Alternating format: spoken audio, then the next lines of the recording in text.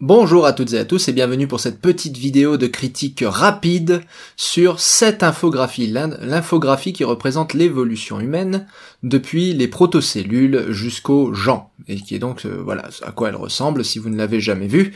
Alors, on m'a envoyé en me demandant qu'est-ce que j'en pensais. Si vous cherchez la source de cette infographie, tout est ici, voilà, ça vient du Visual Capitalist.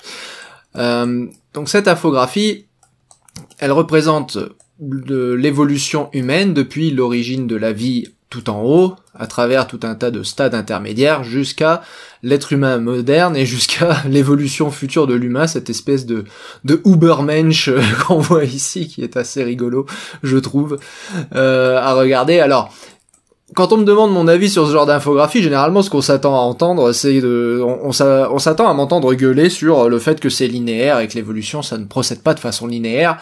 Évidemment, l'évolution ne procède pas de façon linéaire, ça je reste fermement campé sur cette base. Néanmoins, cette infographie n'est pas un mensonge éhonté en soi, puisque on a le droit de représenter l'évolution de façon linéaire. Au moins en théorie, c'est-à-dire que si vous prenez l'arbre évolutif du vivant, que vous partez de l'ancêtre en commun de tous les êtres vivants modernes, le fameux Lucas, et que, donc Last Universal Common Ancestor, Lucas, vous partez de cet ancêtre en commun universel et vous suivez la ligne dans l'arbre évolutif, vous suivez la ligne au moins théorique qui va de Lucas jusqu'à la branche unique Homo sapiens étant une seule et unique espèce, donc vous n'avez qu'à suivre une seule et unique ligne dans cet arbre. Donc en soi, c'est pas complètement faux de représenter l'évolution humaine selon une seule ligne. Encore faut-il le faire correctement, à savoir que cette ligne va passer par des ancêtres en commun hypothétiques, puisque évidemment on n'a pas les fossiles des ancêtres, c'est extrêmement difficile de tomber dessus, et quand bien même on tomberait dessus dans le registre fossile, c'est pas dit qu'on les identifie en tant que tels. Donc, normalement, on doit faire passer cette ligne par des ancêtres en commun hypothétiques.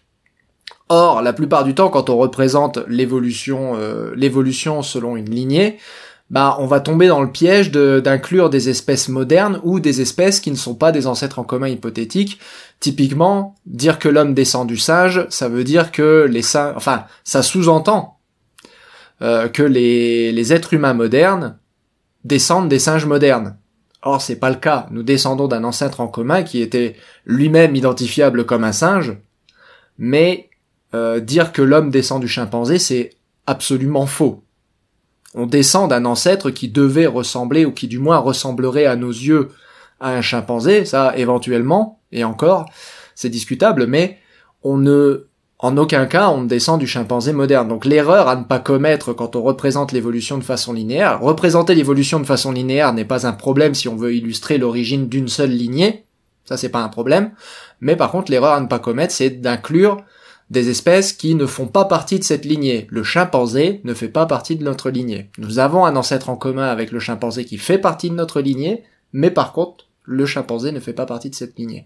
Donc l'erreur qui est commise généralement quand on représente l'évolution de façon linéaire, ça va être d'inclure dans cette représentation linéaire des choses qui ne font pas du tout partie de la lignée.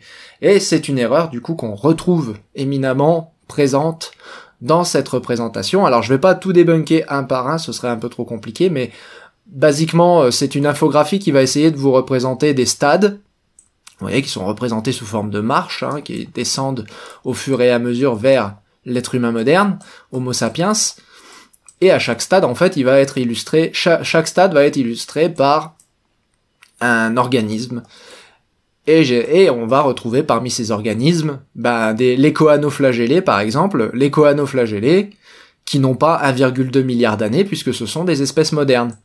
Les platelmintes, qui n'ont pas 550 millions d'années, ce sont des espèces modernes, les platelmintes. Nous avons un ancêtre en commun avec les platelmintes, qui, à mon avis, est beaucoup plus vieux que ça, mais qui aurait pu vivre dans ces eaux-là. Ça, c'est vrai. Là, vous avez les deutérostomes. Alors, ils représentent les deutérostomiens avec un lombric.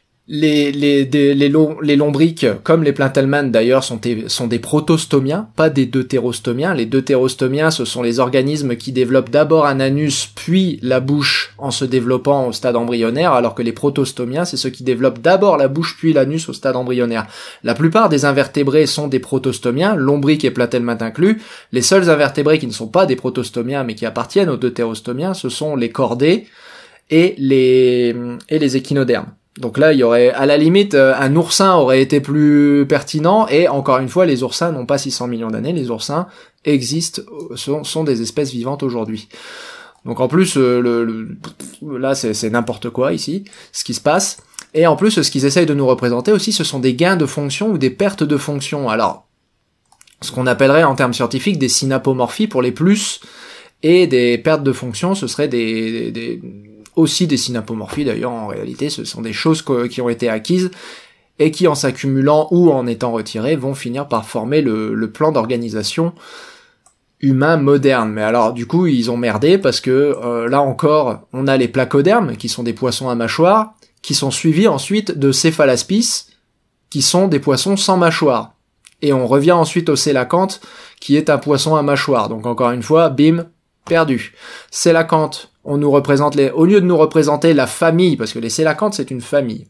Donc au lieu de nous représenter la famille des célacanthes avec un célacanthe qui date vraiment de 420 millions d'années, un célacanthe qui daterait réellement du Dévonien, on nous représente les célacanthes avec le Latimeria moderne, qui n'a pas 420 millions d'années, Latimeria est un genre qui est strictement moderne, on n'a pas de fossiles de Latimeria. Donc encore une fois, c'est faux. Et là, du coup, on a acquisition des mâchoires, comme indiqué ici à côté de ce petit plus, c'est écrit en anglais, mais c'est indiqué ici avec ce petit plus, acquisition des mâchoires, mais ici, on nous montre un animal qui a pas de mâchoire, et on nous remontre un animal qui, de nouveau, a des mâchoires. Et puis, il y a des fois où ces caractères sont complètement aux fraises. Là, par exemple, on nous dit que Ichthyostega avait des paupières, eyelids. Les eyelids, les paupières, ça ne fossilise pas. On n'a aucune idée de si Ichthyostega avait acquis des paupières. Non, c'est juste non. Et à l'inverse, ici, vous avez Péderpès, 358 millions d'années. Péderpès qui représente un progrès par rapport à Ichthyostega. Ichthyostega, il a 7 ou 8 doigts aux mains et aux pattes, alors que Péderpès, comme nous, a 5 doigts aux mains et aux pattes. Là, ils l'ont pas mis. Voilà. Par contre, nous mettre qu'il a une langue et des glandes salivaires, ça, ils nous le mettent. Et un cœur avec 3 chambres, tout ça, ils nous le mettent. Alors que, non, on n'en sait rien, puisque ça ne fossilise pas, ces organes-là. Donc c'est bizarre de nous mettre que Péderpès a des choses dont on n'a aucune idée, mais qu'à côté de ça, le caractère super évident qui est Péderpès, contrairement à Ichthyostega, a un nombre réduit de doigts qui est fondamentalement le même que le nôtre. Ça, par contre, c'est pas mis. Pourquoi ?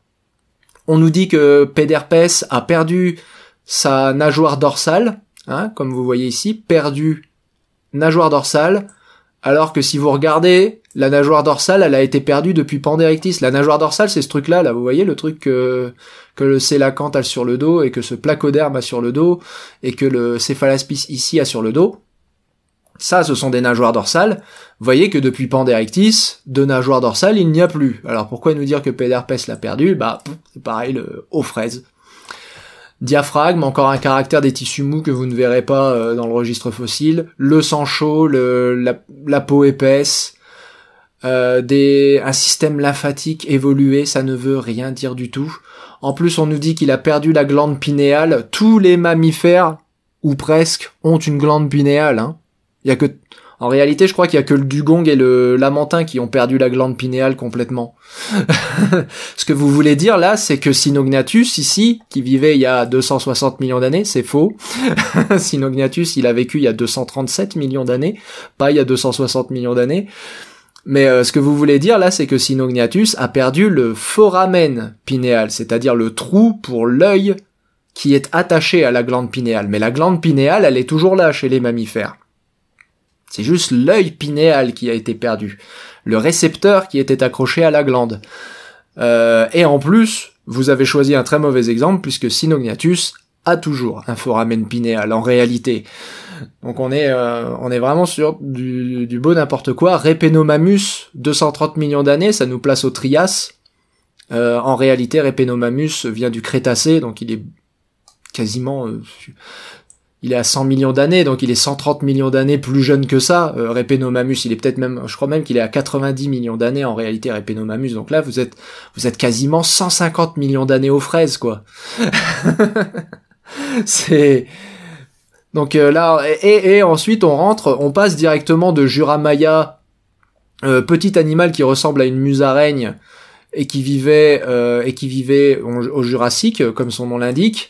On passe directement à Plesiadapis, qui appartient déjà à la lignée des primates, donc un saut gigantesque. Plesiadapis qui nous est vendu à 90 millions d'années, alors que c'est l'âge normalement de Répénomamus. Plesiadapis, maximum 60 millions d'années. 90 millions d'années, vous êtes à 30 millions d'années, beaucoup trop loin. Carpolestes a vécu en même temps que Plesiadapis, donc ils ont certainement confondu Plesiadapis avec Purgatorius, ici. Purgatorius qu'on retrouve peut-être au Crétacé et encore. Purgatorius qu'on retrouve peut-être, mais c'est très discuté. Et Purgatorius, de toute façon, il aurait 66, 67, 70 millions d'années grand maximum si on admet une lignée fantôme de la folie. Bref, donc on veut nous faire croire que les primates vont trouver leurs origines au tout début du Crétacé, alors que c'est pas le cas. Enfin, du moins on n'en a pas de fossiles, et certainement pas ceux de Plesiadapis. La vision, on nous dit la vision trichromatique naît chez Proconsul qui est déjà un hominoïde. Or, quasiment tous les primates ont une vision trichromatique, donc en réalité, il est fort probable que Plesiadapis ait déjà eu une vision trichromatique, ou au moins Egyptopithecus, donc c'est pas Proconsul. Proconsul, c'est déjà un hominoïde, c'est déjà un proche parent des grands singes. C'est pas encore un grand singe, mais c'est déjà un proche parent des grands singes. Et là où ça devient absolument magique, je m'arrête pas sur tous les détails, mais là où ça devient absolument magique, c'est Homo erectus. Homo erectus, qui a donc inventé la roue. Comme vous le voyez ici représenté. Homo erectus qui invente la roue. Ben oui, vous rappelez pas, Homo erectus, les routes goudronnées, la tour Eiffel et la roue, évidemment. Donc non, la roue, c'est évidemment Homo sapiens qui l'a inventé, et encore même pas tous les Homo sapiens, et en plus on l'a pas inventé qu'une fois, la roue. Donc c'est assez fondamentalement, c'est une invention, waouh. C'est une invention qui est fondamentalement très moderne en réalité, la roue, hein. Donc voilà, vous me demandiez ce que je pensais de cette infographie. Bah, en soi, la démarche est pas malhonnête, hein. C'est bien de vouloir éduquer, c'est bien de vouloir créer quelque chose qui représente l'évolution, mais encore faudrait-il le faire correctement, et encore faudrait-il pas donner des munitions aux gens qui veulent critiquer l'évolution en justement commettant des erreurs assez évidentes. Genre inclure des espèces modernes dans des lignées. Évidemment que les gens vont critiquer le fait que l'évolution a lieu si vous incluez des espèces modernes dans vos lignées. Voilà, c'était mon avis sur cette infographie. Je vous dis à très bientôt. Salut!